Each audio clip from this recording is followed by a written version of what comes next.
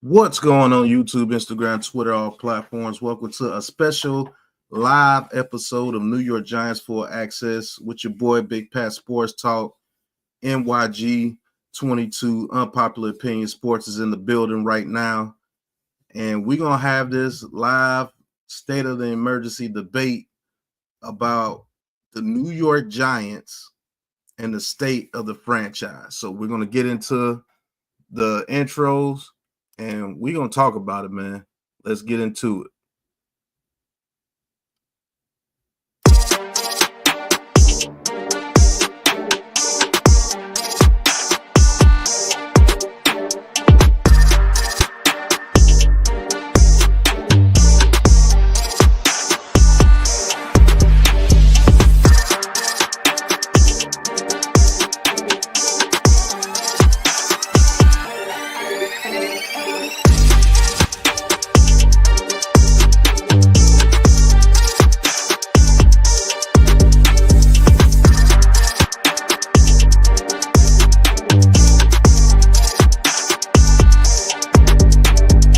Welcome to the Big Blue Crew Sports Network.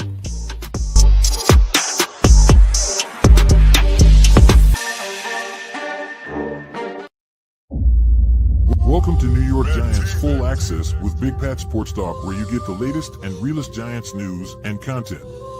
Don't forget to like, share, and subscribe.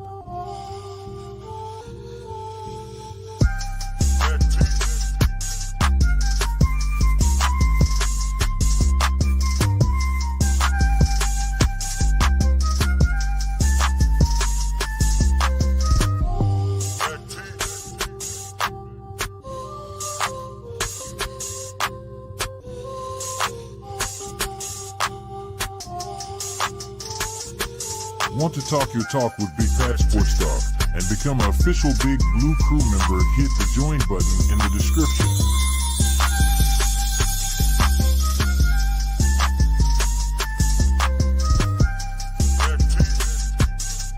Wanna look fly? Get some Big Pat Sports Talk merch? Head over to the Big Pat Sports Shop and grab you some gear. The link is in the description.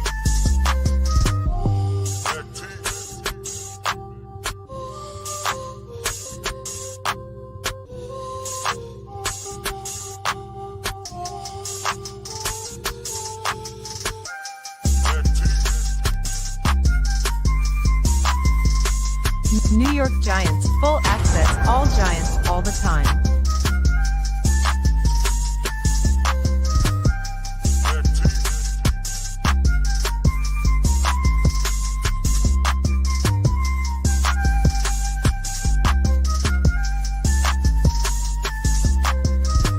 All right, Giants fans. New York Giants Full Access is now live. Enjoy the show. All right. What's going on? You already know what it is, man. NYG 22 Big Pat Sports Talk. Hopefully we can get some more content creators on the panel tonight. But I wouldn't even care if it was just me tonight. We got to talk about this New York Giants regime and what the hell are they doing? What are they doing, man? What are these guys doing that you have here on the screen? Mr. Joe Schoen, Mr. Brian Daboll, and the leader of the whole crew, Mr. John Mara, the owner.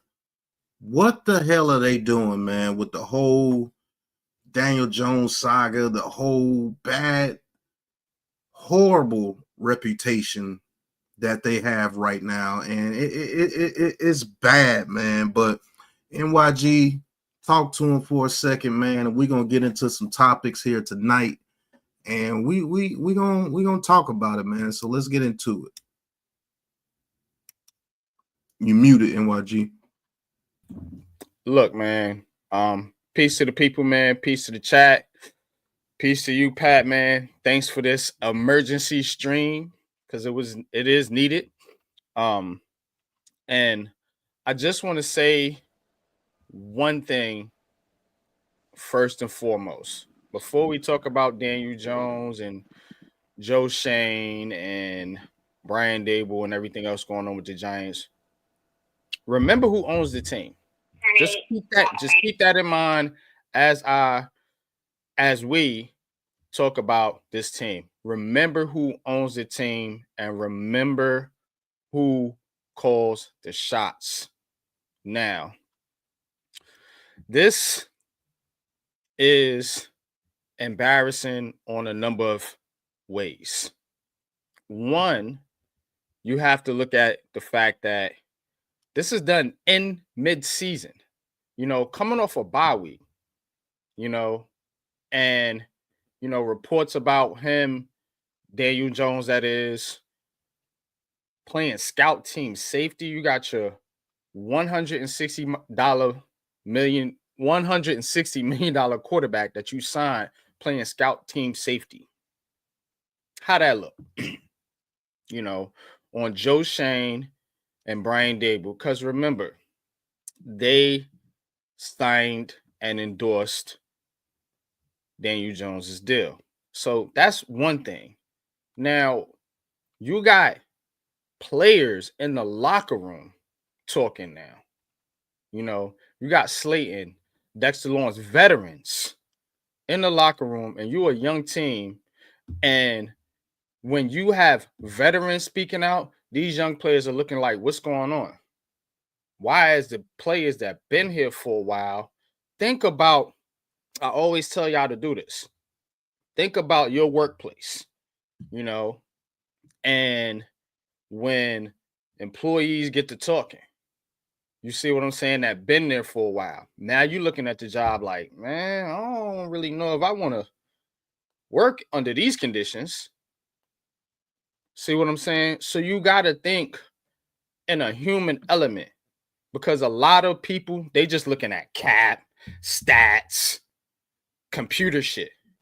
These are fucking people, man. You know what I'm saying? And they got feelings and they got egos and they think like me and you and everybody else do. So that's another thing. You're embarrassing the players. Now, the ownership has been embarrassed as well in the past, and they have made rash moves when they have been embarrassed. Think about the Eli Manning benching. Now, I'm not comparing that. Don't get it twisted. I'm not comparing situations. I'm comparing how bad and how embarrassing this team is right now, and how embarrassing that situation was in itself, completely separate. The owner got embarrassed. He made a rash move. Now, this Tampa Bay game, before I wrap it up, pause, this Tampa Bay game is going to be huge for the New York Giants. Because if they go out and they get embarrassed at home against Tampa Bay, you cannot sell your fans on Brian Dable and Joe Schoen anymore. And I've been one to speak up for Joe Schoen. I'm not going to do that anymore. He needs to go. He's a clown because he's endorsing the shit that Brian Dable is doing. You got to go. Y'all in cahoots. I'm not feeling dynamic. You know what I mean? But Mac, TP, peace. What's Fellas, good? I got what's going on?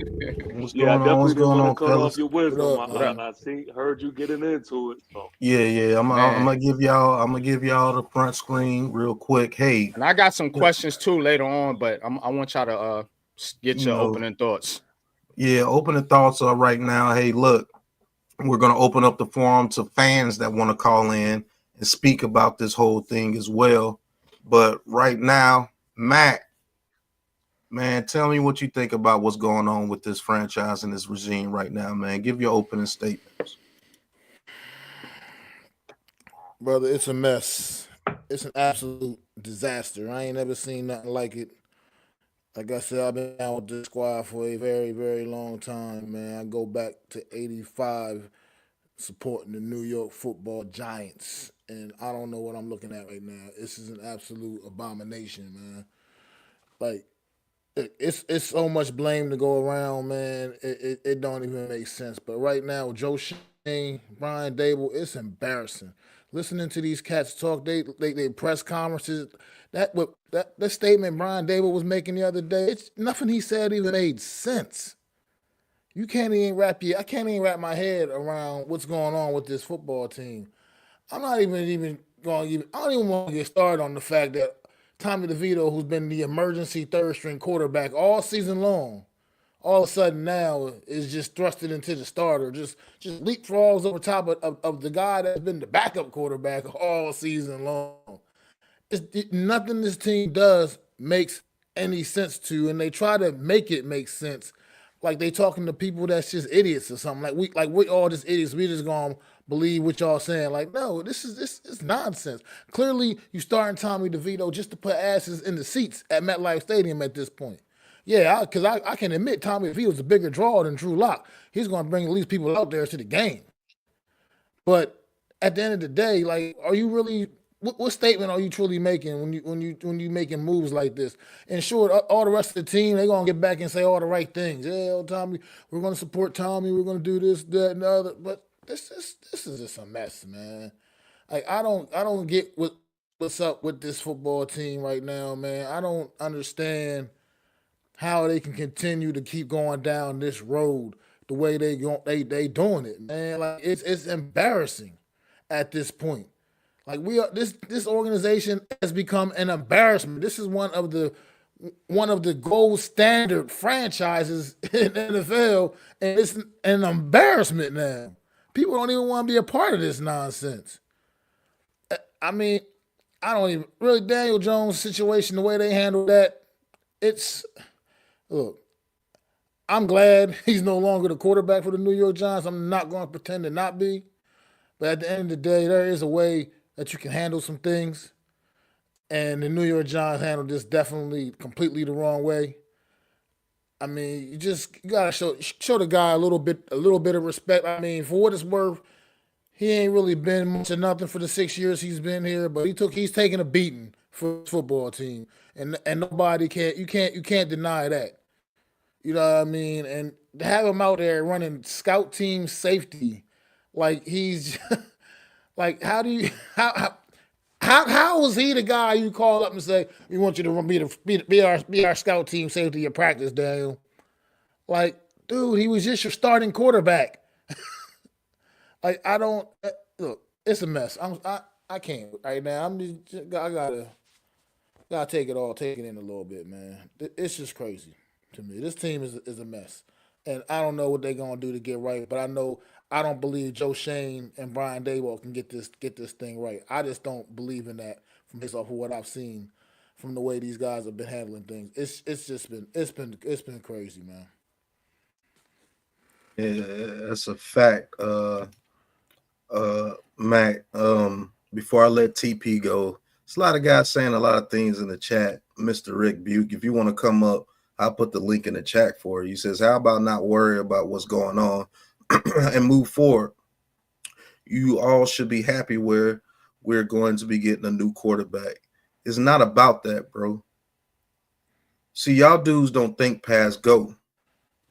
You thinking about, we should be happy we're getting a new quarterback. Yeah, you can be happy about getting a new quarterback. Everybody wanted Daniel Jones to go.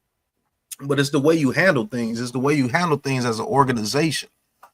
How does that look to other players, the way you're handling things? You know what I'm saying? You could have easily just put Daniel Jones on the bench. You didn't have to make him go out there and put him fourth and make him play with the scout team and make him be scout team safety. That's ridiculous, bro. That's ignorant. You're right, Pat. How does it look to other players? How does it look to other coaches? You know, that you guys won here. You know, Giants fans won here. Giants fans want the big time players, the big name coaches. They're not going to come here if they see dysfunction, continued dysfunction. You know what I'm saying? And when you handle shit like this and your owner signs off on shit like this, yeah, That's a statement around the league. You got to understand. This is a business. People's careers on the line.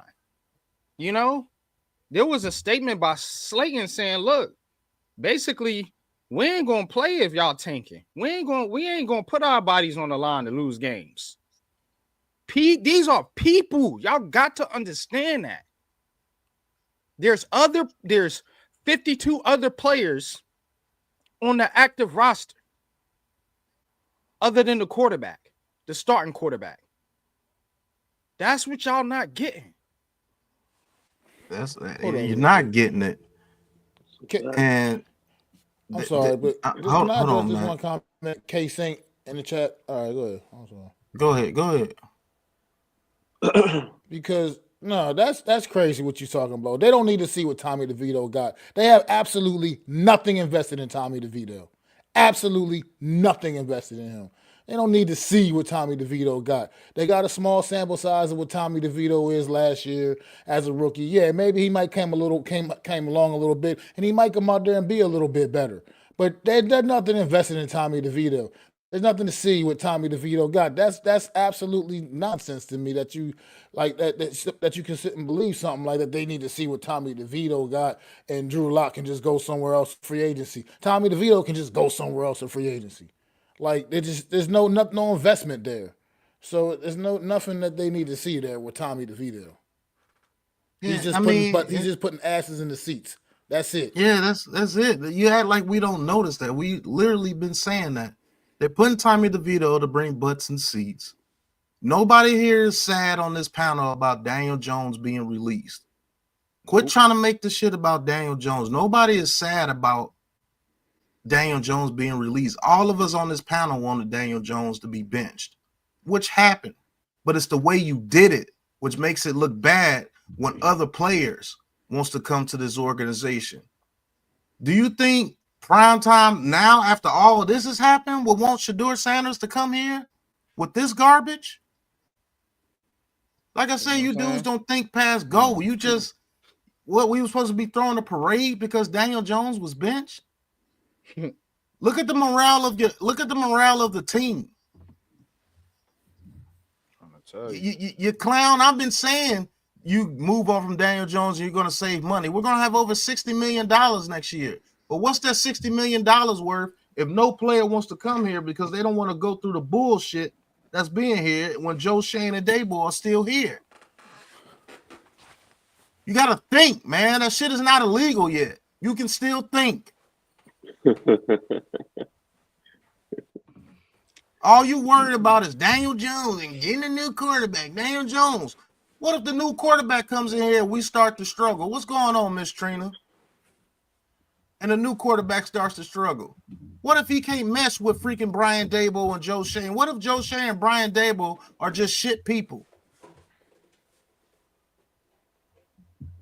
No, I defended the quarterback of the New York Giants. I wouldn't give a damn if it was Tyrod Taylor going through the same thing. Facts. That's what we all did. You know, we all Giants fans. You know, when your team is winning, the players that are playing on that team, you root for them. You know what I'm saying? That's the QB position, just like E. Randall just said. I do want to add to what you gentlemen. Go ahead. I'm sorry, TP. Well, you gotta get your thoughts out. My bad. See, the thing is people look at it as a defense of Daniel Jones, but you said it perfectly. See, Daniel Jones is just the tool, but he isn't the bigger picture of it. He is just the name. What people don't realize is you can replace Daniel Jones with the guy. You can replace him with the guy that we all believe in, that we know and love. But if you're not knowing what to do with that guy, then what's the point of having him? That's why the whole thing is like, yo, y'all got to know how to look past the name, because Daniel Jones has just been the topic of discussion. But when you want to talk about the big picture, you're able to look past just the name. Because truth be told, I've been pissed off. This organization has been a circus act all season. Even when you think since Hard Knocks. People can say what they want about Daniel Jones, but the continuous disrespect, for our QB1 has been that has been received from this organization. It's ridiculous, man. It is ridiculous. And it's like there's no shame to it. Again, even when you think of Hard Knocks, you showed the world, that is something that you're supposed to even keep in house if you feel that way. But you showed the world that you lacked confidence in DJ. And then to end things the way that you did this week just shows that we are a classless organization right now. Scout team safety, that's some high school-ish, man. Let's be real. We are literally the laughing stock of the NFL, man. Nobody should be comfortable with where we are. So keep thinking that it's just the Daniel Jones thing. But if you can't see past that by now, then I literally don't know what to say to you. I literally don't. Like the way they've been handling things all year has been just a complete illustration of just more disaster waiting to happen, man. We are at a bad spot. We are at a bad spot. So, I mean, that's pretty much it, man. If everyone is just gonna sit there and just be, naive and just don't want to be late, that wants to be lazy and just want to say, hey, we got rid of the cancer, Daniel Jones is gone, hooray, we're gonna start winning games. If that's what you believe, then there's nothing I can say to you because you've been Ray Charles this whole season anyway. I'm leaving it on that, man. I mean, for what it's worth, that's just a fact. Daniel Jones wasn't a cancer. He just didn't play football. He just didn't play very well. I mean, he wasn't a cancer. He just didn't play well. I mean, that's just what it comes down to. He didn't make enough plays. He didn't get the job done. I mean, he didn't do what you want your franchise quarterback to come out there and do. And that's very cool. I'm cool with the decision to move on from Daniel Jones. It's just the way they do things, bro. Mm-hmm. It's like they go out their way to try to embarrass people. Same thing with Wink. And with Wink, just fire him. Just let him go. Just fire him. No, you want to fire his people that he had, and then you don't want to fire Wink because you want him to quit. Because I guess you get some money back if you want him to quit. And then you just want to make a statement with him. The whole thing with Kafka, was that handled well? Hell no. Nope. And to be honest with you, I believe Kafka was calling. I know Kafka was calling those plays the first season, and Daniel Jones had a good season. Mm-hmm. Then all of a sudden, you just want to take over everything and bogart everything. And look what you did. You haven't averaged more than 15 points since Brian Daboll has taken over the play caller. And you mean to tell me that's all on Daniel Jones? That's bullshit. Because he hasn't averaged more than 20 points his whole career before Josh Allen came. And Josh Allen's first 2 years, he was looking sorry. They were saying he was a bust until a quarterback coach came over there and they started running the ball. He had them looking raggedy. And Pat, nothing about Coach Daboll to me says leader, a leader of men. Nope. And I'm like, yo, like, do anybody just see that? Like, does anybody understand that? How do you want your head coach, leader of this team, to lack accountability? Like, trust me, I am not even that mad at, bad decisions or bad play. Like, I could get past that, right? Because I look at it like this. If you were really trying to wreck stuff and you really trying to change stuff, right? I could respect the head coach that says, you know what, on 3rd and 1, I did the flea flicker because I assumed that nobody in the stadium was gonna think that was coming up next. Ultimately, it was a bad play. It didn't work out. It was the risk I took. I can respect ownership.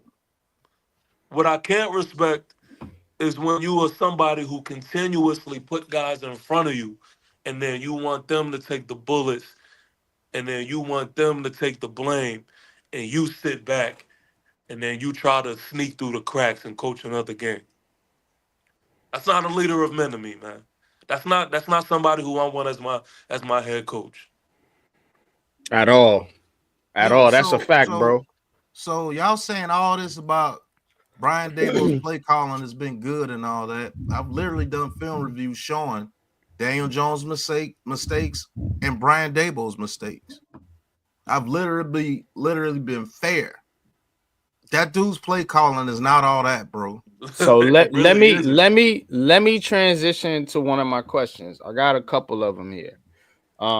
Since you said that, now that Daniel Jones is no longer the quarterback, he's off the roster. You can't even go back to him if you want to. You know what I'm saying? Some happy to Tommy Cutlass. Drew Lock is your quarterback. You know, so will the play calling change?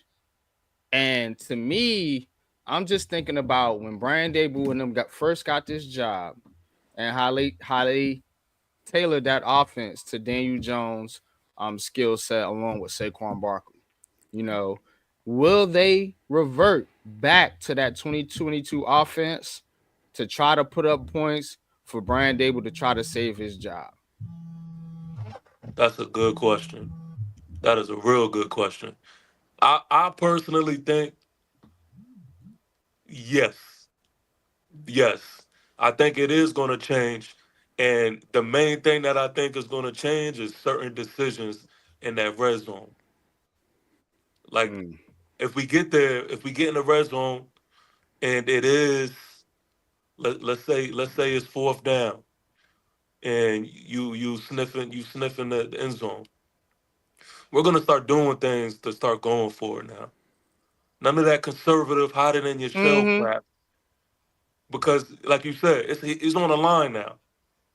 Now, from an actual play calling stance, no, we've seen it. Like he tried to get into his bag a certain thing. I think he showed us who he is, man. He is who he is. I think from that standpoint, we ain't gonna see too much different. But as far as decision making and a more aggressive approach, I think we all gonna see that. I think we all. Cause trust me, he wants to prove so bad that he wasn't able to do things because of Daniel Jones. That's his mission. That he really wants to prove that. So I do think that. Okay. So what about you, Pat?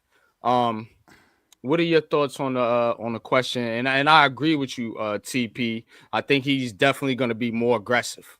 Definitely. You ain't going to see no more of that conservative shit the second half of this season. But Pat, go ahead. What you think? He did it the first time Daniel Jones got hurt. They changed up the way to play calling. Everybody was saying, the play calling is the same. And I did film reviews showing that the play calling has changed. You want to know how I know people just looking at a name on a jersey? When the New York Giants were throwing the ball deep and really calling the offense the way it was supposed to be called, Daniel Jones was playing pretty well. That 4-game stretch, Daniel Jones was playing pretty well, and nobody was coming in the chat saying all this stuff. Nobody in the chat wanted to talk about all the drop passes the New York Giants had that costed them games. Nope. Nobody wants to talk about a freaking head coach that doesn't have a backup kicker that puts a kicker out there with a strained hamstring. Nope. Nobody wants to talk about that. Yeah, breaking news: receivers drop passes. That is true. But all receivers don't drop almost every pass in the clutch either. Exactly. There's a difference when a regular drop pass and then a drop pass when the game is on the line. But I want to take the time to just I want people to understand that's not that and people hear that and they think, oh, Pat, no, you're defending Daniel Jones. See, no, man, no, y'all can't scapegoat with that, man. Y'all can't use that as an scapegoat. We just talking ball. We talking about what we actually see out there. Like a lot of people, all they want to hear is Daniel Jones is trash, and that's just not where it's not where it ends, man. But It just look at the stuff that you're saying. You say put Wan'Dale Robinson on Rams, guaranteed like 300 more yards. So you're saying that Wan'Dale Robinson, who I believe has over 500 yards right now, will have 800 yards on the Rams. No, I got you. Hold on. So you think he'll be doing better than Cooper Kupp and Puka Nacua? That's what you're saying? Wan'Dale Robinson on the Rams right now. You put him on the Rams, he's putting up numbers like Puka Nacua. You are absolute fool. No. But go ahead, NYG, because dudes just be talking, bro. Dude, come on, man. Nah, man. I'm gonna save my comment for later because I got another question, man. That's gonna get into. He's getting the ball, but go ahead. To what he's saying, man. But Mac, man, what's your thoughts, man, on this? What do you? Because you've been pretty critical of Daniel Jones lately, man. What are your thoughts about what they can do now, play calling wise, in this scheme now? Do you think he's gonna go back to that 2022 scheme, or how? Like what the? Because this dude's he gotta win some games, bro. Like this shit getting serious. One thing though, man. One thing. When you say that, you don't even know that you're talking about the scheme. Because it's not like Wan'Dale Robinson has been getting missed all season long. You could probably put 5 plays where Wan'Dale Robinson was missed. Yeah. You're talking about the scheme, sir, and you don't even know it. But go ahead, Matt. Let Matt go real quick. I want to hear Mac's thoughts. I'm pretty sure, because I'm not the smartest man in the world, but I'm pretty sure that we're gonna see a whole different style of New York Giant offense, because it's becoming more and more clearly that clearly, like you guys been talking about from the Hard Knocks on through what we've seen throughout this season, that Daniel Jones was just not the guy that they wanted to be going to battle with. You're gonna see this offense suddenly open up. You're gonna see the New York Giant offense stretching the field, probably more than you've seen all season long. And it's going to be like all of a sudden now we can throw the ball down the field. We can do this. We can do that. Because that's like Pat said. You saw the same thing last year. Daniel Jones goes down. Tyrod Taylor, Tommy DeVito come in and play for the games the rest of the season. And you saw a whole different style of New York Giant offense. It was just absolutely like it was night and day. This New York Giant team through 10 games this season has only put up 20 points 3 times. 3 times in 10 games, they've only eclipsed the 20-point mark 3 times. I don't even want to talk about 30. We ain't even we ain't seen 30 all season. Yet you look around the league and you see teams I think the Lions might have put up 50 like twice already this season. Like you watch this and you can't make this up what the New York Giants have been doing, man. And this offense has just been hard to look at times. And the fact that Brian Daboll has the audacity to try even remotely throw his defense under the bus is absolutely just absurd to me. When your offense is out there week in, week out, getting nothing accomplished. The Tyrone Tracy situation, bringing in Devin Singletary, your boy from Buffalo. He ain't no lead back, man. He ain't been one his whole career. But we're going to bring Devin Singletary in because he was going to be the answer to our problems in the running backs. He was going to fill the void of Saquon Barkley. I'm not saying Tyrone Tracy is doing that, but clearly I think most of us saw even through the training camp and through the offseason that Tyrone Tracy was looking like a guy. But yet we still wanted to go out there and force Devin Singletary down our throats as well. So it's not, like I said, we keep making it about Daniel Jones. It's about the poor decisions that this regime continues to make over and over and over again.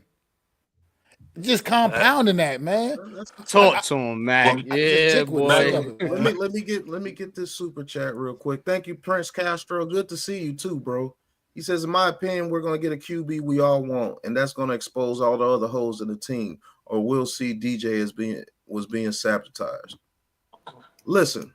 You're going to get to see it Sunday. Everybody want to talk about Everybody want to talk about, Wan'Dale Robinson will have more yards if he had a better quarterback. What about Wan'Dale Robinson will have more yards if he made the catches that he was supposed to make? If he makes that catch in Dallas, he might have 60 more yards right now. So I want to ask the chat this and the panel. It's a simple question. Is Tommy DeVito, in everyone's opinion, a better quarterback than Daniel Jones? Fuck no. The team even told you that. No. Because if Daniel Jones was that bad, you think the team will be batting for him like that? So you gonna tell Dexter Lawrence and them they're dumb too? But and this is where I get my flag at. It's like I let people get their opinions off, and I let them feel how they want to feel. But it's hard for me to sit back when I feel like, all right, now y'all just disrespecting Daniel Jones. Because there's people who do be like, Tommy DeVito is better than, Daniel Jones, or they'll pick the worst quarterback ever known to man and say he's better than Daniel Jones. And that's when I gotta step in and be like, Prince, what's good, King? How you doing, man? But what people also is not going to take away from Daniel Jones is we're not going to sit here and act like he's not one of the best Russian quarterbacks in all the league. So let me get the share screen when you get a minute, Pat. And I wanna say, like, I want you guys to understand why I asked you guys that question. Now, Darius Slayton here. I don't know if you can see it. I did it. I got it up. Okay. I got it full screen. All right. So it says this is a report from Giants Wire coming from the Daily News. There was no energy on the field at the start of the Giants practice. Now, this was on Wednesday. A little dead is how one player described it. The humiliating scene of Daniel Jones taking snaps as the fourth quarterback behind newly signed Tim Boyle had everything to do with that. And it was just as much about the question with Jones' shutdown and vital for the Giants players. Now, what Darius Slayton right here, listen to what he says here. Listen to what he says real closely. I think ultimately anybody can respect and get behind any decisions that's made when you ask yourself the question, does this help us win? Yes or no? And the answer is yes. You can get behind the decision that is made as long as the answer is yes. When the answer starts being I don't know or no, it doesn't matter how you did or what you did, because at the end of the day, our job is to win. Nobody is going out there risking their body to lose. To lose. And now you guys said the better quarterback was Daniel Jones, and they benched him for Tim Boyle. And let me tell you something about Tim Boyle. Shout out to the realist on Twitter. There's a QB who finished his college career with a 48.4% completion percentage, along with 1 career TD pass and 13 interceptions.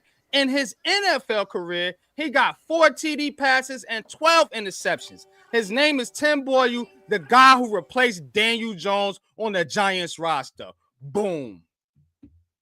And y'all got it. This is the dumb stuff that people say. Ooh, Malik Nabers has 600 yards with Daniel Jones. You do know that he missed 2 games, right? So he has 600 yards in 8 games. Yo, but you see, this is the prime example. That's over 70 yards a game. That's like 75 yards a game. Remember, we still got 10 games? We still got 7 games to go. So if you do 75 times 7, which is 35, 49, 525 more yards. So he will actually finish on the pace that he was going with 1,125 yards. Missing 2 games. But now he got Tim Boyle and his 48.4% completion percentage. This is the stupidest. This is why I say you can't think past go. You only had 600. You act like the season is over. What do you mean exactly he's a rookie? That's damn good for a rookie. That's tops in rookie. That's like top 15 in rookie yardage. What are you talking about? With Daniel Jones at quarterback, one of the worst quarterbacks you ever say. But everybody was saying, oh, who's going to throw in the ball? The motherfucker would have had over 1,100 yards on pace, missing 2 games. So if you add those 2 games, that's another 150 yards, which would be like 1,300 yards. You know what's funny, bro? Like most teams, when they release a quarterback or they do these type of things, they have like a rookie quarterback or somebody in the wait. And like the Giants just did this shit and literally turned the keys over to Tommy DeVito and Tim Boyle. This shit is and Drew Lock, 3 quarterbacks that have no that everybody says is worse than Daniel Jones, bro. Right. Even Look, the people the that New hate York him. Giants found a way to make the worst quarterback in the room, worst quarterback room in the league, even worse. That's what the New York Giants just did. Yeah. They figured out a way to make it even worse. Oh, mercy, bro. And But we then know- there's an article coming out that freaking Brian Daboll is starting to go after Bowen for his defense. Oh yeah, it's right here in the same article. Let's see. I think. Yeah. But see, Yeah, even with that- he's starting to criticize the defense too. Where was that at? It was oh yeah, the same scenario. Meanwhile, Leonard reports that a familiar theme is also playing out in 1925 Giants job this year. Similar to last season, Daboll has apparently begun to place much of the blame on the defense, which is run under first-year defensive coordinator Shane Bowen. It's the same scenario that ultimately ran Martindale out of town.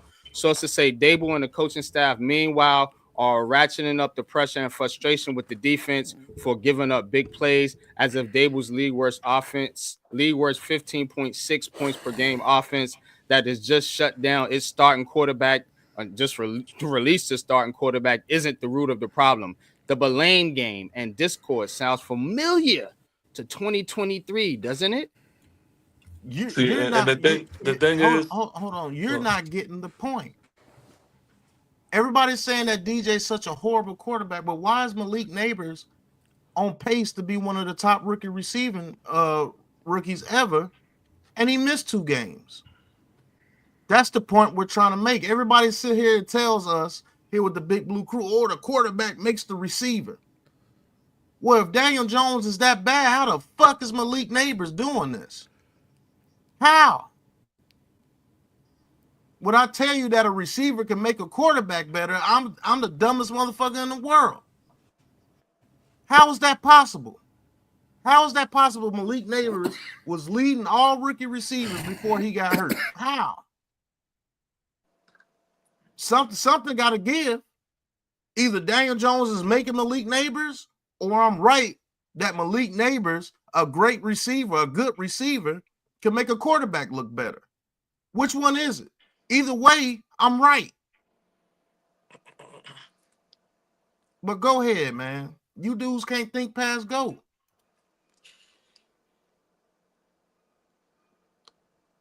shit, I forgot what we was just talking. Oh, Yeah, Daboll's leading worst offense, only averaging 15.6 points per game. yeah. See what I'm saying? This He's blaming the part of defense, article- bro. This He's part of the blaming article- Shane Bowen. The dude, he said, I need this guy in here because I need to fix my run defense. Now you blaming him?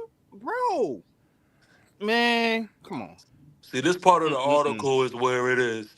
Maybe the right message, but wrong messenger. Nobody wants to hear that from Coach Daboll. Like, if you're gonna say anything about this defense, it gotta come from Shane. It gotta come from Shane, because nobody wants to hear it from him. And that's where they are. That's the state of what that locker room is right now. Yeah, bro. That was a great point, because you're right. It's not even that it was the wrong message. It was, like you said, it's the wrong messenger, straight up, because you're right. The bottom line is the run defense do got to be better. I mean, it absolutely does need to be better. But Brian Daboll ain't the one supposed to be coming out here pointing that out, considering the state of the New York Giant offense. Considering Especially the defense, when you even with the issues they endorse with this dude. with the issues that they having, on defense, they're still clearly the superior unit on his football team. I mean, they're still the better unit on this football team, and they're the only thing that's even kept this team in football games because the offense does absolutely nothing. So, yeah, I agree with you. Like that's you put that so perfectly. Like you said, it's the right message, just the absolute wrong messenger, the wrong person to be coming out there trying to point that out with all the problems this team has on the offensive side of football. Fellas, this dude endorsed Shane Bowen in Hard Knocks. He said, I need this dude here to fix my run defense. Now you mad because the run defense is bad? I mean, bro, y'all traded. Look, I love Brian Burns. Pause. I think he's great for this team, but y'all went and got Burns, you know? And you was thinking about this run defense, and you going into the season starting a undrafted free agent with Nacho, a washed up veteran. So you worrying about your run defense as if Dexter Lawrence is supposed to stop everything, as great as he is. Like, bro, you and everybody been saying Dexter Lawrence need help. All this shit is on them. Either way, any way you spin it, it's on Brian Dable and his man Joe Schoen. And I can't give Joe Schoen a pass no more because y'all in cahoots, bro. Yo, you want to know something about our run defense? Yeah, it's bad. It got worse when Kayvon Thibodeau went down. But you know our run defense will be better if the offense would do something. You see, a lot of teams are able to keep running the ball against us because they're always up. How on the fuck, if you're an offensive guru and a QB whisperer, that your defense leads the league in sacks and you're only putting up 15.6 points per game? You see what I'm saying? Like his offense is hurting the defense. Facts. But motherfuckers don't want to talk ball. They just want to just talk bad about people all the time. You don't want to know the why. You don't want to figure out shit. You don't want to do nothing. You just want to sit back and talk shit like you know what you're talking about. Yeah. If this offense was averaging just 23 points a game, I guarantee you our run defense will be a lot better because they can't run the ball. And guess what? That goes right back into our favor because we're able to pin our ears back and still get after the quarterback. Mm-hmm. If this offense was putting up more points and being more, just being more like an offense, this defense will probably be ranked number 1. And I'm not bullshitting. Because when you have to pass the ball against us all day, we get after the quarterback. Mm-hmm. They've definitely been putting a lot of pressure on the quarterbacks this year. That's why I don't understand this dude. You keep blaming the defense, but your offense can do nothing. I mean, now you scapegoating the quarterback to say it's like, okay, the only Brian Dable was telling y'all the only way he can win games at all, regardless if he got a good defense, offensive line, running backs, whatever.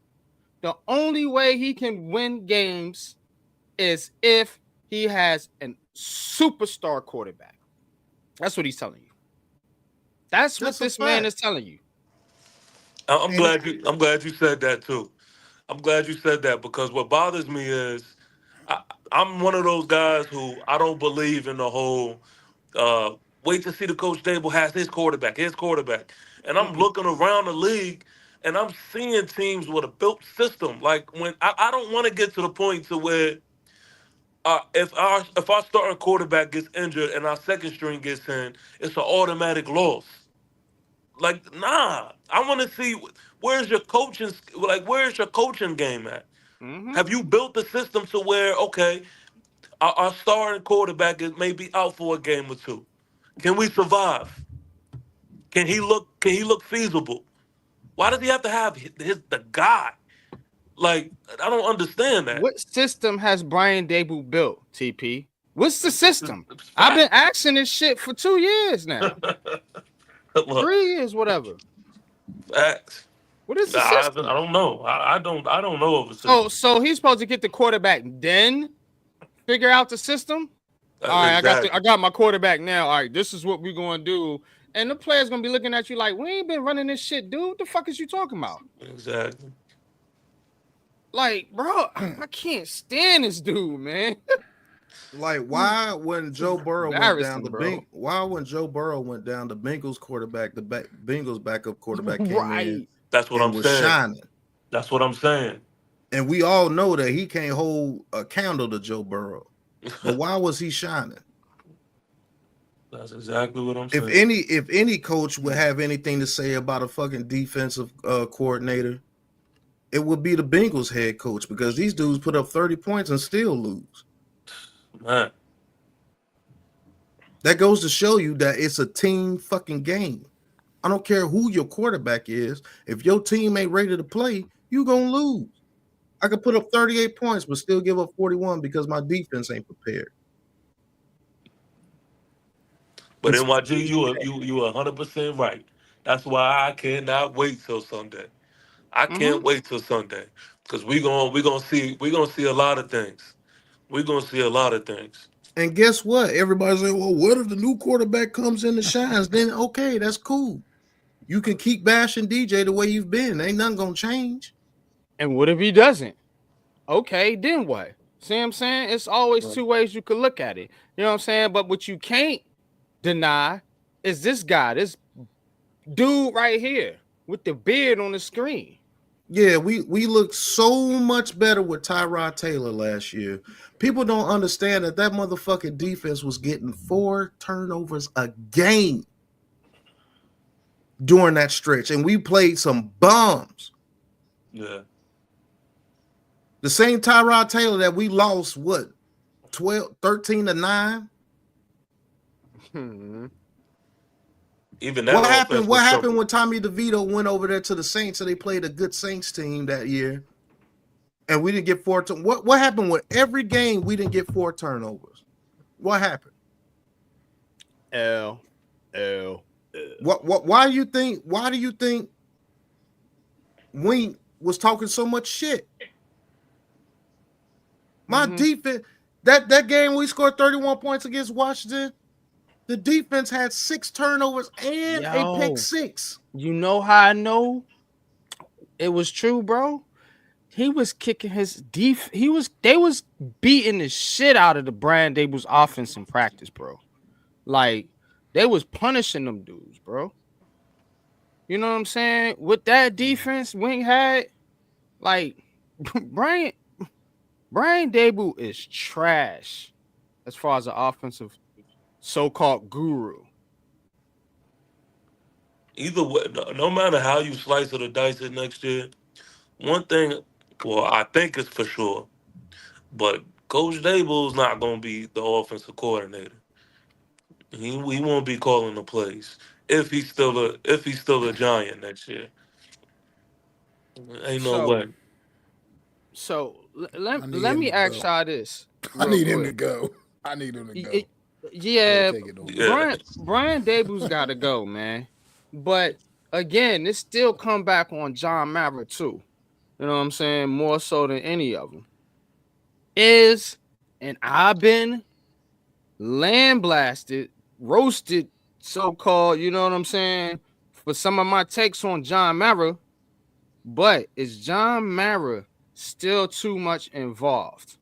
Is he still too much involved with some of these personnel decisions? Because again, these guys came in and they was handed Daniel Jones. You know, now they bit the apple like dummies, and that's what happened.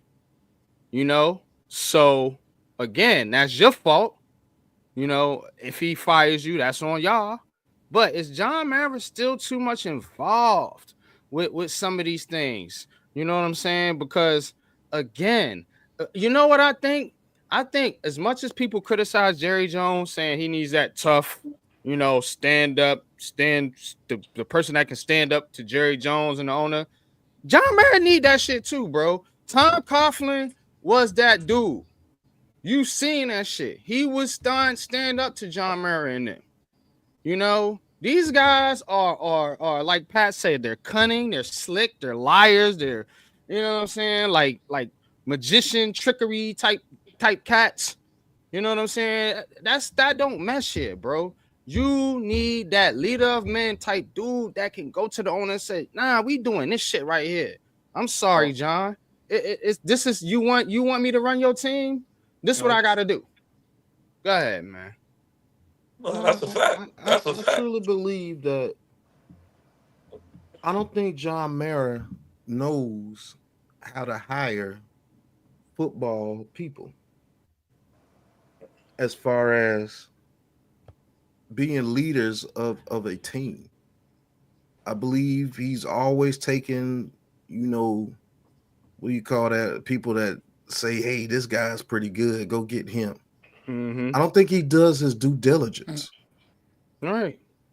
I don't think he does his due diligence at all, because I did the Brian Daboll files, and this dude hasn't done shit his whole career until Josh Allen got there. So why the fuck would I hire you if Josh Allen is the only quarterback that you got to be decent? Because all the other quarterbacks he's had, they haven't been decent. They've been awful. But Josh Allen was the guy that he got good after 2 years, after he was almost booted out of Buffalo. Why the fuck? Where's this offensive genius at if you've never averaged more than 20 points per game until Josh Allen got there? That's crazy.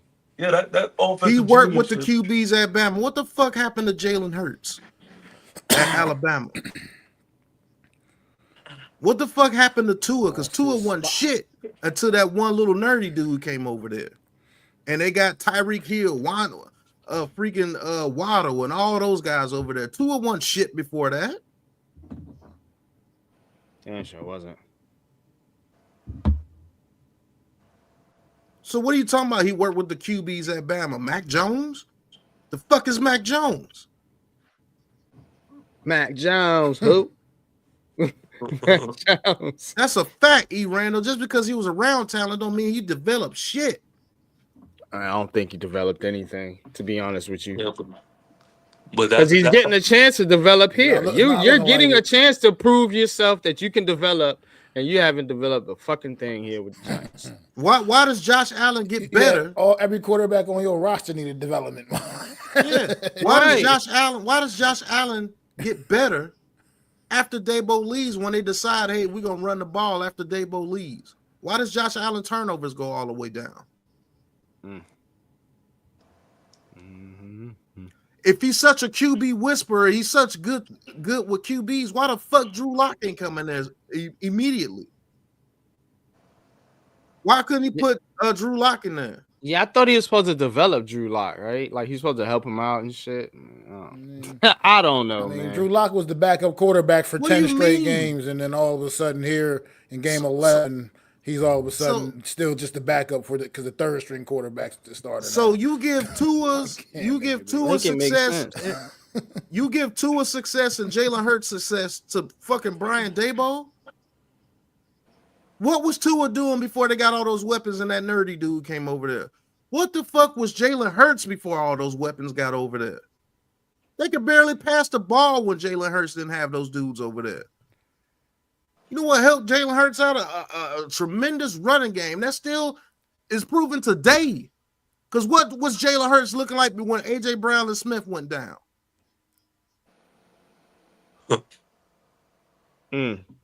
But yeah, man, I think John Mara is still getting too much involved, bro.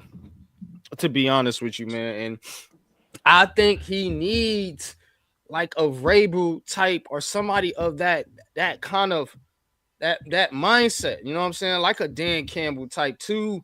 That's tough-minded, that can build a team, build a culture, build chemistry within the organization, man, and still make those tough decisions, you know, and not let John Mara be a habitual line stepper as like Tom Coughlin was. You know what I'm saying? Tom Coughlin ran his team with an iron fist. That's a fact. Look at all the coaches that he's hired when he got rid of Tom Coughlin. But Rando, he was involved, bro. He told him. Now Shane made that decision, and you know what?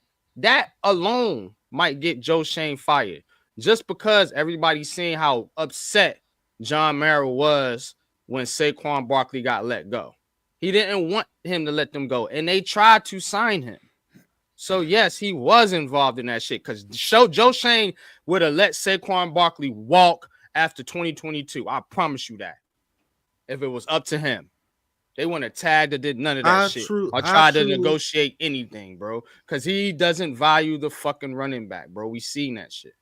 Yeah, I truly believe that John Mara has fell back tremendously.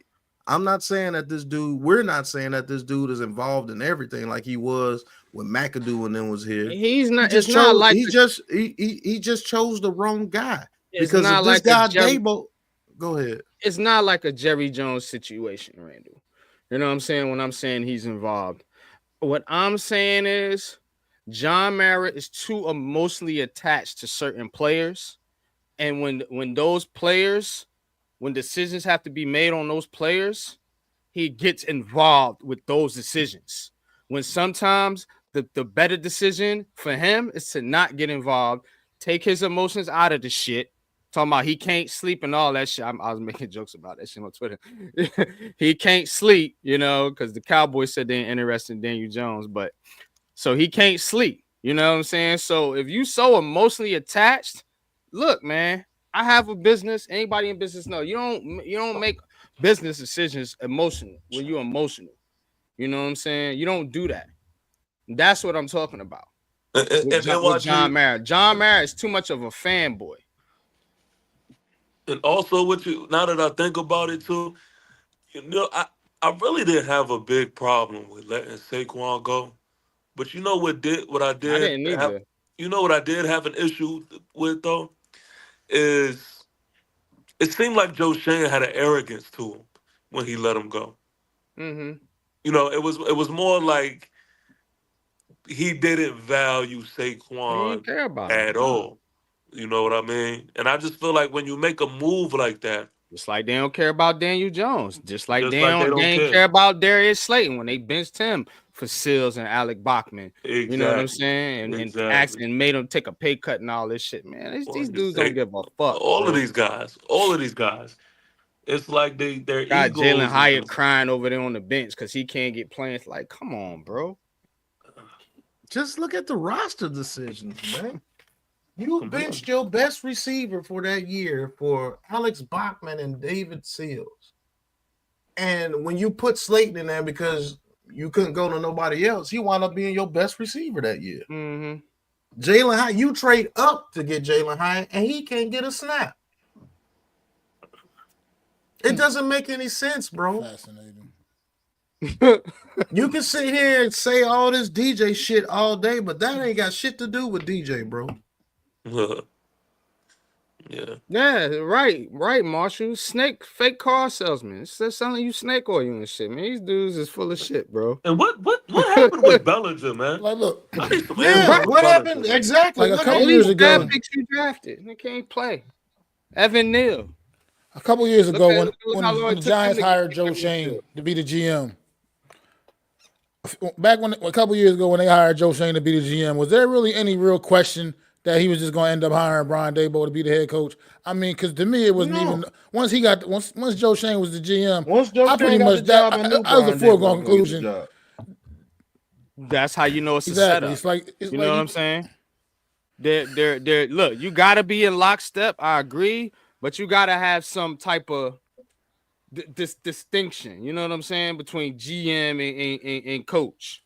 These motherfuckers is one and the same, and they both going down with the fucking ship, in my opinion. You know what he needs to do, man? He needs to hire a GM that does not have any connections to anybody. You know what I'm saying? Mm-hmm. Don't hire a GM that his offensive coordinator wants the head coach job and they're really tight friends and all that, because it's gonna be the same thing, bro. You know what I'm saying? Like, that was nepotism to its finest. Nigga, you need to hire a GM that's like, I want to get the job done. Yeah. You know what I'm saying?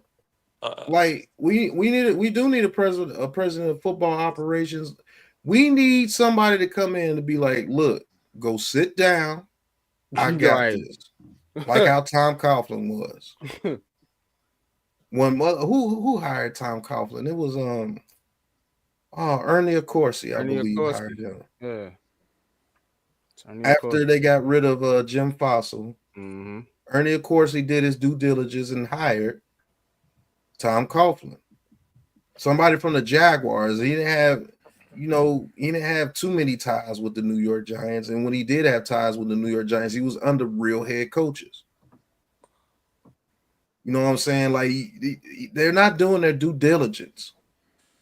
At least with the other Brian Flores, you know what Flores is about. He's proven it. He's going to have a very good defense, and the offense. You're going to have to make sure that he hires a really good offensive and please get me a defensive coach, from the defensive side. If you're going to go that route, at least bring in somebody from the defensive side of the ball. You know why? Because I don't want to waste this defense. We don't really have shit on offense any fucking way. And what are you saying that offense is going to get completely remade? No, I'm talking about I want my head coach to be from the defensive side of the ball, like Pat was saying, like a Brian Flores type, like a Mike Vrabel type. Yeah, that's what I want, bro. Yeah. You know what Rex I'm saying? Ryan wants nothing to do with the Giants. He wants to go back to the Jets. Yeah, and I think that would actually be a good hire for the Jets. But even when I think about the whole marriage between Mara, Shane, and Dable, it's like they're not feeding off each other. They don't work good together. Like it don't seem like they cook together. Like I want to see a head coach that is vocal and that is still my fault. But I want to see a head coach that is vocal and just as active in these rooms when it comes to picking out guys, man. And one thing that Hard Knocks showed me was this, like, it was like Dable was just going along for the ride type thing. Like he wasn't as vocal as what I would have wanted to see, man. It was a Joe Shane show. You know, and it just didn't seem like a good partnership at all, man. Sometimes good friends ain't good business partners. You know what I'm saying? And that could be the dynamic here. That's a good because you can't handle the business because the friendship gets in the way. Right. That's exactly it. That's why that's further reason for them both to go. We need to hire a GM that has a plan, that wants to get this team done, and knows how to hire a coach who has a vision. What the fuck was Brian Dable's vision, bro? Exactly. You cannot tell me what Brian Dable's vision is. His vision, I could tell you what his vision was. Smart, tough, dependable. That's what he sold us. Listen, bro. No, that's what he sold us, bro. He sold us smart. I don't even want another coach with another slogan. All these slogan motherfuckers, bro. No, man. I want a coach to come in there and literally tells you what the fuck he wants to do. I don't care what it is. Like if I was hired, I literally tell you what the fuck I want to do. I want to play hard-nosed defense, get the motherfucking team off the field, get after the quarterback, and I want to run the ball. That's what I want to do. That's a vision. So if I knew head coach, smart, I don't want not one motherfucking coach to come in here with another slogan, bro. Facts, bro. If you got a slogan, you are not hired. Oh, we need to be tough, intelligent, and all. Get your stupid ass out of here, man. I want to hear that shit. So if I knew coach is in the press conference and he sits there and he's like, "Listen, I need star. I need everybody to stop, think, act, and review." If they start off like that, I'm already gonna know. Nigga, it's already over, nigga. It's already over. Yeah, you trying to build shit with a slogan? That's the dumb shit. A salesman, bro. Like you said in the chat, a fucking smart, salesman. tough, dependable, nigga. That's what you looking for automatically, shit, nigga. Tell me your vision. Tell me your vision, man. Yo, Shane, that shit smart, tough, dependable. You got it with that one, Brian. They bit that shit sound good, boy. That's slick. Yeah. Nigga, that shit don't mean shit. I'm looking for smart, tough, dependable He don't motherfucker. got no clue how to get there. He don't know, got no clue Yeah, how to get. how Smart you gonna get players, there? players is dumb as hell. They soft as shit, and they ain't dependable. Yo, That's that did Joe Joe Judge do Judge some shit, shit dog. like I'm that trying though? to tell you. That's Joe Judge press conference. That's exactly how the shit he was talking, dog. That's what he was Yeah. saying. All that same shit. And the squad was complete opposite of everything he was saying, bro. Everything. Because He's you like, have hey, I listen, want listen, smart fellas. players. I want Listen, He fellas. showed me with that Listen. bullshit too. Listen, I don't give a fuck what organization you going to or whatever. If you're a leader, a slogan don't mean shit, bro. If you ain't got no vision with it, nigga, what's the vision? Right. Nah, fact. Nigga, there was no Joe Judge had vision. no There was vision. you know who had a vision? Motherfucking Kafka. Oh, shit. He said, okay, Daniel Jones. Let's just say he said, okay, Daniel Jones is limited. I'm going to create this offense to where we run the ball heavily and we go off the play action at RPO because I know this kid can run. You know what I'm saying? That's a vision. Nobody in this chat, I ask you, what's the vision? All the thing you can say about Brian Dable is he need his quarterback. That's some bullshit. That's it, yo. That's what I'm saying, yo. That's it. That's yo. the only thing you once can he say. get that quarterback, he gonna cook, man. What's the vision? That's like me saying, yo, once I get $1 million, man, watch what I do, bro. Y'all just be patient. I got you, TP. You're gonna be set, Pat. You're gonna be set, Mac. You're gonna be set, Lou, the whole Big Boo crew. Just wait till I get my $1 million, bro. Y'all just wait. Just stick with me. Yo, when but I get this NYG, how million, you gonna bro, get the $1 million though? I'm gonna get it, man. I'm gonna get it. We're gonna hit the lottery, bro. That's how we're gonna get it. Because that's what he's telling you pretty much. You're gonna hit the lottery. You're gonna draft the quarterback, swing it a 50-50 shot pretty fucking much. And we gonna hit. And once we hit this lotto, bro, we good, bro. That's You what want to I'm know saying. another thing people ain't noticed? Everybody's saying, "Oh, wait till Brian Dable gets his quarterback." Everybody keeps saying, "Wait till Brian Dable gets his quarterback." What the fuck type quarterback does Brian Dable want? You don't even know. You don't even know. He hasn't even told people what he wants his quarterback to be. Yeah, they just trying to put him with any quarterback. Hey, give him JJ McCarthy. Nah, give him Penix. Nah, give him Caleb Williams. Nah, give him Jaden Daniels. Nah, give him Drake And May. you want to know why? You want to know why? You want to know why? Because the motherfucker has no vision. Because if that nigga had a vision, you would know what type of quarterback he would need. That's why you keep throwing out random quarterbacks. That's a fact. He has no vision. You don't know what type of quarterback he needs for his system because you don't know what the fuck his system is. That's legit. When you really think about the shit, when you start thinking past go, you don't know what type of quarterback he needs because you don't know his system. You don't know his system because you don't know his vision. You don't know his vision because the motherfucker doesn't have one. Hey, Pat, real quick, I want to address this comment that I see in the chat. My man, Ida Rondo says it's FIFA Farmer slogan. That's something that I be chanting out, right? But yeah, it's a slogan, but I got a vision for this fan base though. Yeah, right. Thanks. You see the vision. He here with the Big Blue crew, baby. Yeah, you already know what it is. Listen Stop to playing. this, brothers. Listen to this. If you talk to each one of these dudes on this panel, we at least got a vision of what we want the Giants to be. That's a fact. Yeah. Only thing you motherfuckers could talk about is I want to score 30 points and I want an outstanding quarterback. That's the only thing motherfuckers talk about. You have no vision for the team. You have no goal for the team. All you believe is if I have a great quarterback, everything will be fine. That's some bullshit. Because if it was like that, Andrew Luck would be one of the greatest quarterbacks of all time.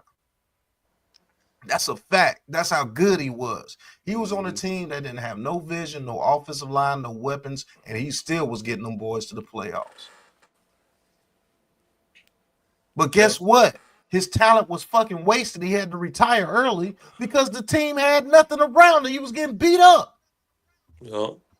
I was just messing with you, Rondo. I see you. I was just messing with you. Rondo You said his vision is to have more slots than a casino. Right. You want to know the last time we scored 30 points? Guess who was the quarterback? Daniel Jones. Each time the last 3 years we scored 30 points, Daniel Jones was the quarterback. That's a fact. Yo, man. To me, you don't think Daniel Jones can read a defense? You out your fucking mind. Because the way this offense is being ran, if he couldn't read the defense, he would throw a pick every other pass. So let's talk about that. That's a good segue into my next question. Since we on the Daniel Jones subject. Which team, now that he's a free agent, you ain't got to worry about the Giants no more. Giants fans, well, they'll still worry about him, but he ain't on the team no more. This is all they talk about. Right. You know, we know how it is. But fact of the matter is, which team would Daniel Jones be the most, not which team you think he's going to go to, or which team you know you want to see him on, which team would he have the most success on? The most I'll go first. Success. I'll go first. The Minnesota Vikings. You want to know why? You want to know why? It's because the way they run their offense, they get people wide open in the middle of the field. Yeah. All day. There's no super duper type offense and type scheme. No, they run the ball, they run off the play action, and they get the ball to Justin Jefferson and Addison on quick comebacks, deep digs, inside routes, and post. And Daniel Jones can run the ball with them. I do believe he will be best with the Vikings. That's a fact. I like that. But go ahead. Okay. TP. Yo, I ain't gonna lie. I thought I had a good one until I heard Pat. I like the Vikings, but I'm gonna go with. I hate to say this, man, but I'm gonna go with Dallas. I'm gonna go with Dallas. I think that you put a better. Well, you add a better wide receiver too, or a healthy wide receiver too, and you get that run game established. I think he could do some things with Dallas, man. I think that they have a simple system there that if he learns the offense and he's put in a position, he's coached up right, I think he can do a lot of damage over there. So I'm gonna go with Dallas. There's some good ones in the chat. Let me answer this too, because people just talk and they don't really know what's going on, Mr. Kevin Doncic. Yes, Kevin O'Connell does his thing with the passing game, but it's a simple game. It's simple. And the reason why it's simple is because it works, is because they always had a great receiver over there, and it's Stephon Diggs, or when they transition to Justin Jefferson. When they line up Justin Jefferson and them, I want you to look. There's nothing really complex about those routes they're running. They get a good run game, and they use Justin Jefferson in the slot. Same thing with the Cowboys. Same thing. You want Daniel Jones on a team that he doesn't have to throw with super anticipation almost on every throw. That's why he will be absolutely horrible with the Dolphins. All those passes are anticipation. His anticipation is not that great, but you don't have to have great anticipation when the motherfucker is wide open. That's the difference. Yep. Same fucking thing with the Lions. He doesn't have to make great anticipation throws almost every time. He doesn't. Those motherfuckers are wide open. And guess who's another monster? Amon-Ra St. Brown. Where does he play mostly? In the slot. Same thing with the Cowboys. CeeDee Lamb in the slot. You get them open. Quick slants. Come on, man. You talking to somebody that really studies the game. I love this shit. Why you think he did so well in 2022? Was he throwing mad anticipation passes in 2022? Fuck no. He was throwing it to wide open fucking Richie James because he was scheming that shit. And wide open Diggs going across the screen with Slayton. He was scheming that shit off the play action. with wide open tight ends off the play action because you're worried about the run with Saquon Barkley. When we line up 2 tight ends, you roll them out. One tight end goes to the post, one tight end goes to the flat. Easy. Get the ball to him. RPO. Fake it to the running back when you see the slant getting wide open because that linebacker pulls down. Simple, but effective. Some good ones in the chat. I see. Yeah. Colts, 49ers. Somebody said the Eagles. Man, that'd be a kick in the balls. Pause. I like the 49ers too. I like the 49ers. Oh yeah, Broncos. I mean- I see Lions even. he was- Steelers. You could put that motherfucker on. You could put him on the Eagles, though. You really could. I mean, look at that. I mean, back with his boy Saquon. You could put him on the Eagles. You got a line that he can trust. Yo. You got a line that he can trust. You got weapons all over the place. I mean, throw the ball to. I mean, you got two number 1 wide receivers. You got a top tight end. I mean, you're gonna be getting him out the pocket. You ain't gonna have him sitting there back there like a sitting duck. You're gonna be utilizing his skill set. That offense would utilize Daniel Jones' skill set. I mean, he's not. I'm not gonna say he's gonna do it exactly like Jalen Hurts, but he'll be a compliment, the same similar type of compliment to that offense, in the same Kenny kind of way, Pickett, man. Rando. So if you put him on the Kenny squad Pickett. like that, I think that could be crazy too, man. Like you said, that would be a kick in the nuts too if he ended up in Philly. Absolutely would. I'm gonna go with, to me, for Daniel Jones's sake, his career, somebody's got a proven track record. I go with the Rams. I put him on the Rams. I put him over there with McVay. I let him sit behind Stafford for a year. You know what I'm saying? Stafford retires. Now you got Daniel Jones to step in if you want to go that route, or maybe Daniel Jones can be a bridge for your rookie if you draft one. You know what I'm saying? And he is going to thrive in the offense because, like Pat said, them dudes get open. They be butterball naked out there, bro. I watch Rams games, man. That offense is dope, man. That offense can score, and Sean McVay has proven he did it with Baker Mayfield. You know, and he got Stafford to a Super Bowl and won a Super Bowl. So, you know, when everybody thought Stafford was dead, Detroit. That dude's the truth, man. For real, man.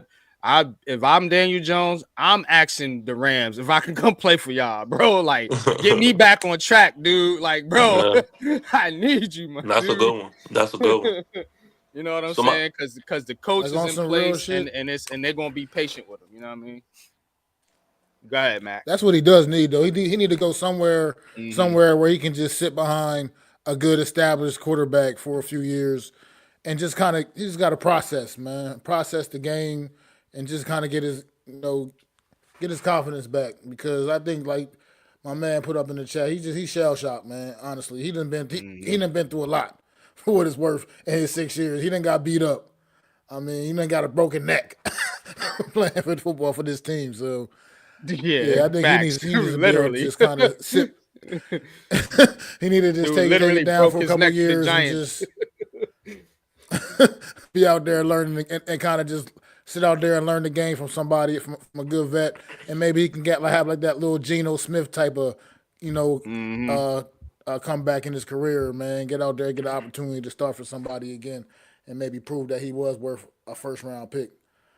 But he just he needs to just, man. Even when y'all ask the question, like, I can't help but to think the pressure that our next quarterback may have, stepping in under center next. Like, people are going to expect an immediate winner. They're going to expect an immediate winner.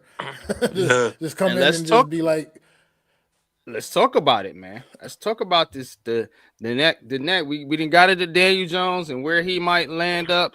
Now, there's a vacancy in New York, with the Giants at the quarterback position. Nobody believes Tommy DeVito is the future. So let's cut the crap there. The Giants are going to draft a quarterback. They're going to have to. But who and do you trust Brian Daboll and these guys to obviously we don't. So now you got to think about a type of coach, a type of system, what the dynamics is going to be. You know what I'm saying? Now, let me throw something out here. And G Nation Lou is not on the panel tonight, but this is something that he has been saying, and he has been shouting out for a while. And now, strangely enough, it may be an opportunity. Pat Shurmur is the offensive coordinator of the Colorado Buffaloes. If Deion Sanders would allow, as Pat say, would allow his son, which I don't think it matters. I think Shador wants to come to New York. To be honest with you, we talked about it the other night. If Shador comes to the Giants and Deion Sanders says, look, I don't want to coach New York. I don't want to be a part of the Giants. I want to stay here in Colorado, which I think he's going to do. But what about Pat? What about Pat Shurmur to develop Shador Sanders like he was starting to do with Daniel Jones, but then he might have to mend some fences with the organization because I don't know how that situation was kind of funky when he got fired. But what about that even if he wasn't to come here as the head coach or just be an OC, because that's still a promotion. Yeah, that's a lot. From college, and just for the sole fact of developing Shador Sanders. Now they will have to figure out the head coaching dynamic and who's going to be the head coach. I don't think it would be Deion, but I think that's a better shot to get that. Yeah, I think that's a better. I think it's a better shot to get Pat Shurmur and Shador here than you know what I'm saying, the whole family shit. But what y'all think about that right there? It would be dope, but that would never happen, bro. That's never Pat Shurmur. Only way Pat Shurmur comes back to the New York Giants is if Deion Sanders is the head coach. That's the only way, and that's never gonna. That's never gonna happen. What if Deion says this? Listen, hear me out. What if Deion is like, look, I want stability for my son. I want somebody I know is going to be able to develop my son, going to be able to, you know what I'm saying? Like, what if he's saying that to Pat Shurmur? Like, hey, Pat, if you get a shot, see if you can get to New York with Shador. It's never going to happen because Shurmur will never be here again. He was already a head coach here. He was fired. You're never going back to a team that you're fired from being a head coach to be the offensive coordinator. That's never going to happen. The only way it's going to happen is if Deion Sanders is the head coach. That's it. That's the only way it happens. Well, can I ask you? I don't know. Can I ask you this? Do y'all think? Do y'all not trust the fact that when Deion Sanders says that he doesn't want to coach in the NFL, y'all don't believe that? Or do y'all still feel like I don't think he wants to coach in the NFL. For real. Okay. I think it would have to be like a perfect situation for him. What's going on, Tudo? It would have to be like a perfect situation for him. Or he would have to get run out of college like Jim Harbaugh. I'm telling you, the perfect situation for him will either be the perfect situation would be him to be the head coach of the Dallas Cowboys and he brings his son. Now, if John Mara wanted Shador Sanders here that bad, he will offer Deion Sanders the head coach position. That's the only way Pat Shurmur will be in New York Giants building again, is if he's the offensive coordinator to Deion Sanders. That's a fact. But I think Pat Shurmur will get a head coaching opportunity with a college team after this year if Deion Sanders decides to leave. It's a cool idea, but it's just not feasible, bro. It's never gonna happen unless Deion Sanders comes here as the head coach. It's the only way Pat Shurmur is ever in the building again. That ain't happening. Well, NYG, to your point though, I do think that Shador may need a familiar face because think about it, yo. He hasn't been away from his pops. He hasn't been away from his pops as a head coach, like none of his career. And I'm talking about like from a little boy up to his collegiate career. So I do understand what you're saying. I think that he does need a familiar face around him or something along the lines like bringing somebody with him because I think it would be interesting to see him like adjust from going from having his pops and certain coaches around him Hmm. than going to the NFL and having nobody. Yeah, That's an right. adjustment In New York. in That's New what I'm York. saying. You know what I mean? I think that's something that if the right coach was hired, you know what I mean? Or maybe I don't know, somebody was saying they got a connection with Brandon Brown or something. I don't know, but they will have to figure out that dynamic, But if Pat Shermer would come here 1 year as a OC with the Giants with Shedeur Sanders, and Malik Nabers and whoever else they bring in here, and put up some points and make this Giants offense look good again in New York, you know, that propel him to another head coaching opportunity, probably. Yeah, and you got to have somebody that is gonna know how Shador works, and I think that's where Dion comes into play. Not necessarily as a coach, but whoever is working side by side with Shador, I definitely think that Dion is gonna be in that coach's ear to where they're gonna have to build a relationship to where Mm-hmm. they could feed off each other. Mm-hmm. And so if you have a GM or anybody who's not gonna allow that, then yeah, it's not gonna work. It's not gonna work. And that's why I kind of, the Dallas thing. I hear people bring that up, but I'm just not sure if even It that ain't would be gonna, a good marriage he's not because going to Dallas. you got Jerry Jones who Mhm. loves to be the captain of the ship, and if you outshining him in any way, it's gonna be a problem. And Yeah. Prime damn sure will What's good, outshine him. Tudo? I salute. I see you in the chat, mate. What's up, Tudo? Rondo. I, I But I just think that's never gonna happen. To be honest with you, if Shane and Dable are still here, you could count Shador Sanders out. I'm just gonna be I honest with don't I don't think they're gonna be here. And if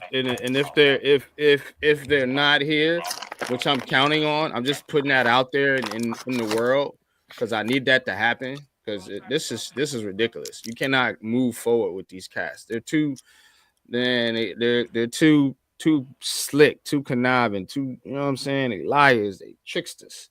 I don't like people like that. You know what I'm saying? Snake salesman, so I'm saying that if they We'll have to move on see, from man. I them think. cats, man, I think that there's a good possibility Shedeur Sanders ends up. I think, to be honest with you, this unpopular opinion. Um, I think the Giants need this to happen. At least the Shedeur Sanders part. You know, Dion and Shermer. I'm throwing shit out there for y'all. You know what I'm saying? I think that's long shots too. You know what I mean? But they need the Shedeur Sanders part, and I think that's for several reasons. It's because this team and this city and this fan base needs some juice. They need some energy. They need some excitement. You know what I'm saying? They definitely need a quarterback that's good, that has shown and been productive in college. You know what I'm saying? They need star power. You know what I'm saying? The X's and O's. Me, Pat, Mac, TP. We can break that shit down all day and every day. But a lot of fans don't understand the X's and O's. You know what I'm saying? Yeah, They yeah. just see the players on the field that play good and that are out there on the highlights. And that just is the reality of things. You know what I'm saying? And there's nothing wrong with that. Not everybody's that dug into football. So for the Giants as a business, as an organization, you need to sell them something. You can't sell us on Mr. Smart, tough, dependable no more. You know what I'm saying? And this is one thing about this fan base that I'm seeing right here, right now. Now that Daniel Jones actually is gone, the focus is on Dable and Shane now. These Yep. guys are on the burner right now. I mean, it's flaming hot. So unless they go Hell down yeah. here and win, 5 games down the stretch and just look amazing offensively, I don't see how you bring these guys back, honestly, to sell your fan base. And if Pat Sand is right, which if I'm Shedeur Sanders, I don't want to come to New York with Brian Daboll's coach. You know what I'm saying? Joe Shane's the GM. But if the Giants have the #1 pick, you can't don't tell me you're gonna pass on Shedeur Sanders just because he don't want to come play for Brian Daboll. You see what I'm saying?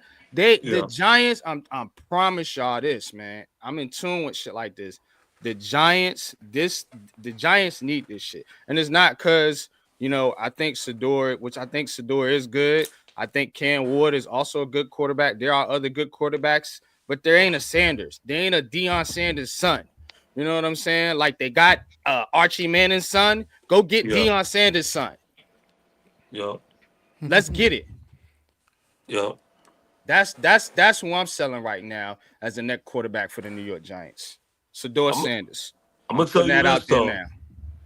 I'm gonna tell you this. Pat kind of sold me on the Milroe thing. Now I don't think that we can have Milroe and Coach Dable. I think that's not gonna work. But you put the right guy in your head that knows what to do with him. I'm liking Milroe more and more. He's a sleeper to me. Yeah, I don't mind Milroe. There's always the dynamic of how some of these guys would handle New York. To me, you guys, look, to me, I feel like, and this is unpopular opinion. This is my opinion. These points and views are not shared with others on the Big Blue Crew Sports Network. This is NYG22 talking. I feel like that Shedeur Sanders is kind of like I don't think Deion Sanders is gonna let nobody fuck up his son, his career. Like I think there's a high probability that he's at least decent mid-pack quarterback in the league, bro. Just because of his pedigree, his skill set, and who his dad is, and you know what I'm saying. His dad is gonna push him, I think, and want to set him up for the best success. You know what I mean? So to me, yeah, I could get with other quarterbacks, but then you got to tell me, who's coaching them and what system you're gonna run and yada yada yada. Yeah. I'm saying for New York, for the New York Giants, the Giants need this, bro. Oh, I'm with you for sure. You can sell fans on Milroe and sell them on the system, and you bring in a goofy offensive coordinator. Yeah, I'm gonna run this system like Brian Daboll. Fuck all that, bro. Yeah. I'm tired of these dudes, bro, with these systems and bullshit, man. Oh man, go get a quarterback, bro, that can play quarterback. We know this dude can play quarterback, bro. Yeah, see the player. Right. Yeah. No, I'm gonna say this, man. I definitely got Shedeur one. Yeah. If you get a Milroe, you're gonna have to run a system similar to what the Ravens do. I think that's the best type system you can run for Milroe, to where his legs are always worried about. But you know the thing that people don't notice about that 22 season compared to these last seasons? The team played faster. When you look at Daniel Jones in that 2022 season, he played fast. And what I mean by fast is like everything was with a purpose. It was a fact. When you look at that team in 2022, everything was done with a purpose, and it was a sense of urgency. After 2022, everybody looks sluggish as shit. The offense looks slow. The offense looks super sluggish. And it's like there's no sense of urgency with this team at all. The defense has always had a sense of urgency, but they just fall off after the offense just continues to give the other offense the ball back. 3 and out, 3 and out, 3 and out, all the bullshit. But in 2022, that team played with a sense of urgency. That's a fact. When you look at Daniel Jones in 2022, that was a different dude.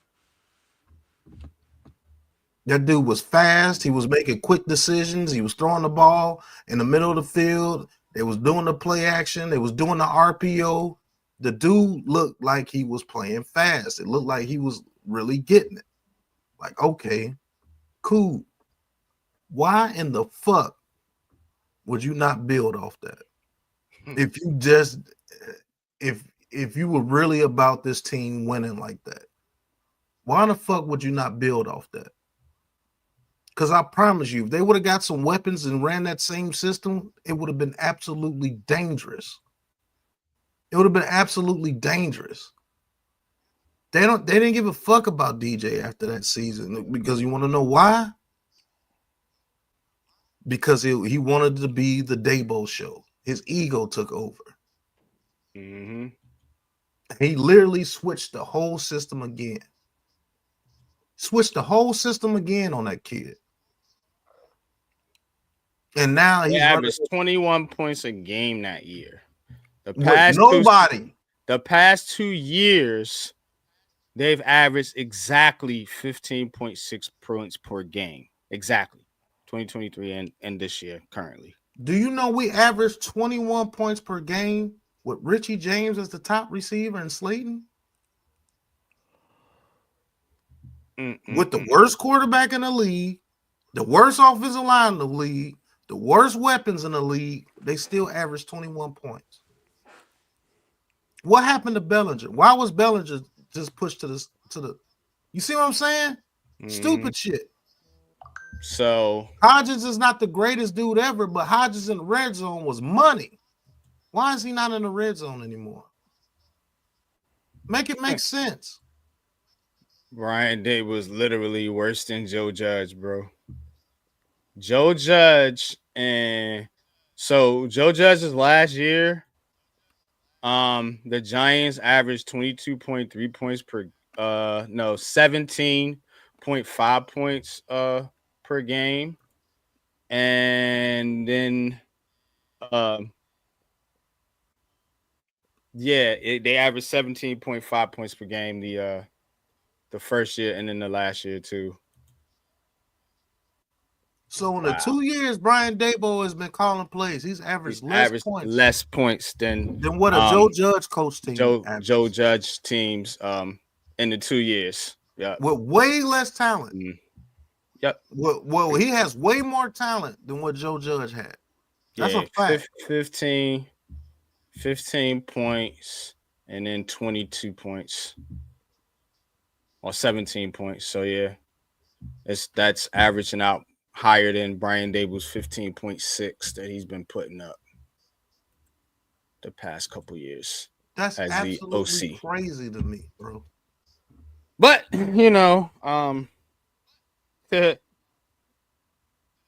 that's absolutely crazy. An offensive guru and QB whisperer is averaging less points per game than a Joe Judge-led team with Garrett as the offensive coordinator.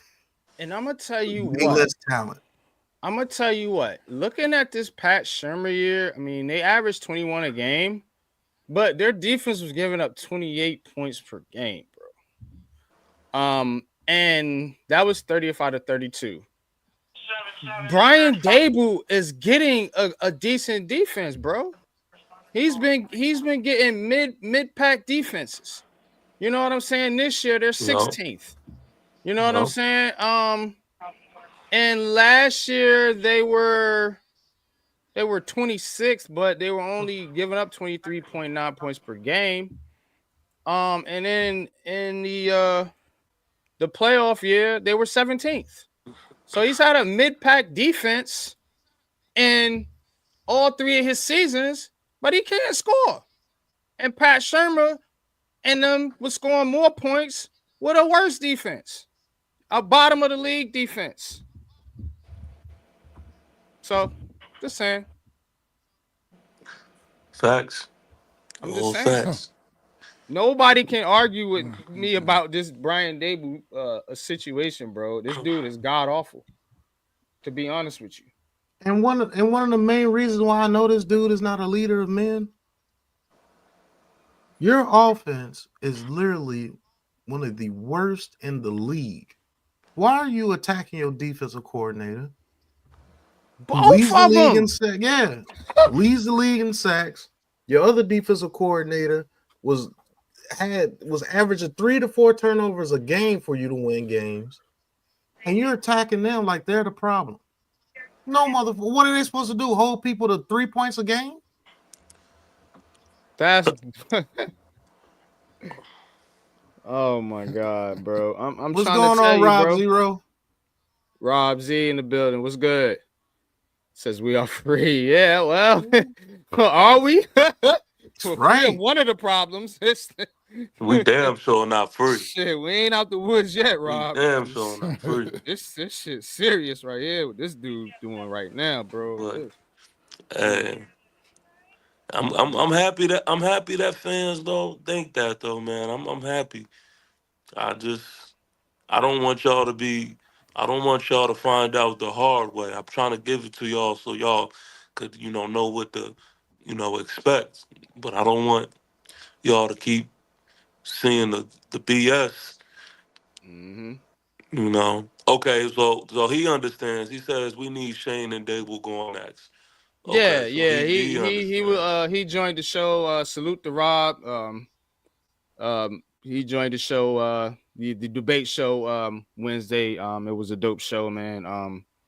And it was a good stream. And salute to him. But yeah, we hashed it all out, man. But yeah, Dable and Shane need to go too, man. And I was debating for Joe Shane. But I'm not gonna do that no more. This is a mess, bro.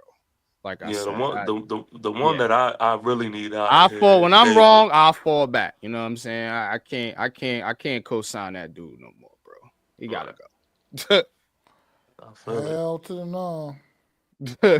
But look, fellas, I need to go ahead and get on out of here and actually do some work, Yeah, I man. gotta actually get to bed myself, man. I've been. That's a fact. I need to get some ditto, sleep too. brother. It's been a long day. Been a Yeah. long day indeed. It's been a long you. week, man. Right. Yo, Thank you for everybody that tuned in. A consistent 100 in the chat. Everybody that was watching on Twitter and looking at the Big Blue Crew Sports Network, as well as Big Pat Sports Talk and Unpopular Opinion Sports channels. Thank all you guys. Thank all you guys for tuning in. Go like and subscribe to each one of these great content creators channels, and go follow us on Twitter, Big Blue Crew Sports Network, and follow me on Twitter if you're looking at Twitter. Hit that follow button, man. I do appreciate all you guys, man. And people just need to start thinking past go, man. I'm just gonna tell you that. You can't sit here and tell me all this coach needs is a quarterback, but you don't know what type of quarterback he needs for the type of system that you don't know what the system is, for vision that you don't know what his vision is. Like, he has nothing. All he has is smart, tough, dependable, a slogan, and say, I need a quarterback. That's it. I need a quarterback, and we need to be smart, tough, and dependable. He hasn't told you how you're going to get to that level. He hasn't mentioned what type of quarterback he needs for his system. This dude ain't even mentioned what his system goal is to do.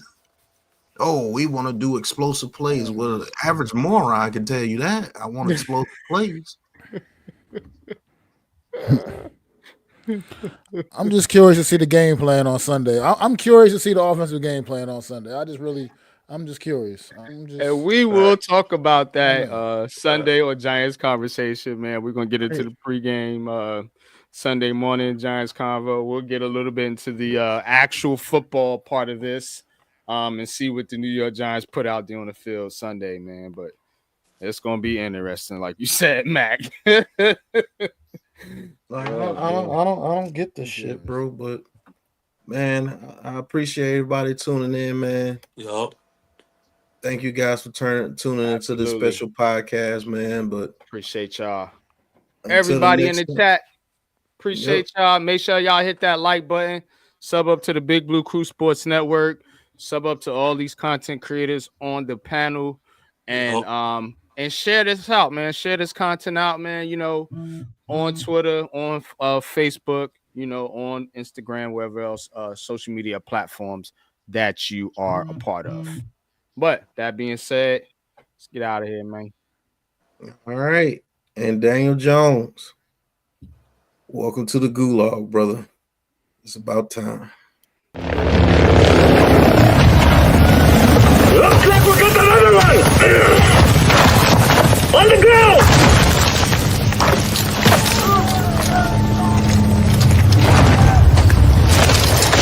This is the gulag.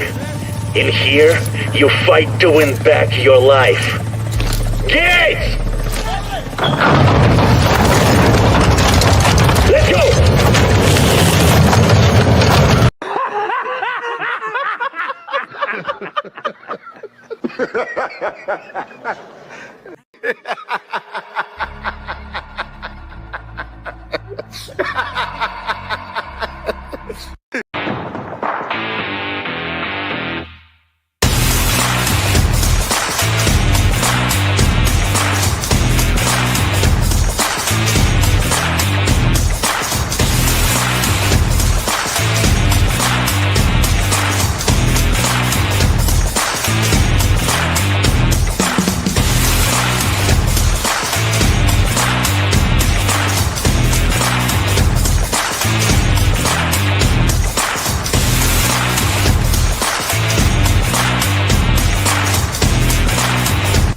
This has been a Big Blue Crew Sports Network production.